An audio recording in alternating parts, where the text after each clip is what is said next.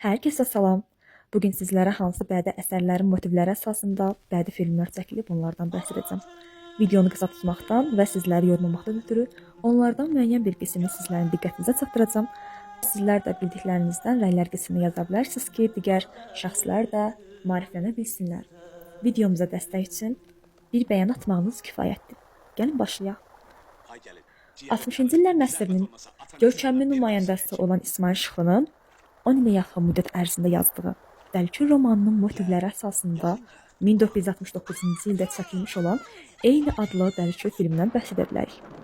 Bundan savayı sizlərə Cəfər Cabbarlıdan sonra Azərbaycan dramaturgiyasında yeni bir mərhələ açan, nəslimizin inkişafında mühüm rol oynayan İlyas Əfəndiyevin Sarıköynək və Valehin nağılı romanı motivləri əsasında 1986-cı ildə çəkilmiş Bircəciyin filmindən bəhs edə bilərik.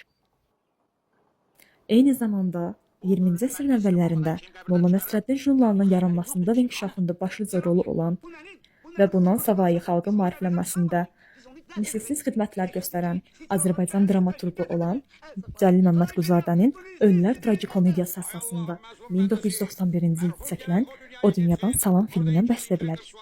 Verenden sonra, yalnız ondan sonra o dünyadan bu dünyaya qayıdabilir. Bərbərli! Amma bir şey başa düşə bilmirəm. Bu mərhumun kağızı bundan pambıq tıxanıb, o necə danışa bilər, hə? Danışar hala o yana da geçer. Senin fikrin bu dünyaya gitmesin. Şeyhin sözün küfretme.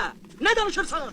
Növbəti Azərbaycan yazıçısı, nasiri, dramaturqu, tənqidçisi olan Elçin Əfəndiyevin Toyğun diri qalması povestinin motivləri əsasında 1989-cu ildə çəkilmiş Sahibsiz Gecə filmindən də bəhs edə bilərik. Səhifəmizə dəstək üçün bir bəyan atmağınız kifayətdir. Hələlik. 5 dəqiqədə deyən dənəylə. Gözleyeceğim de sen. Ay Zeytin neydi? Allah.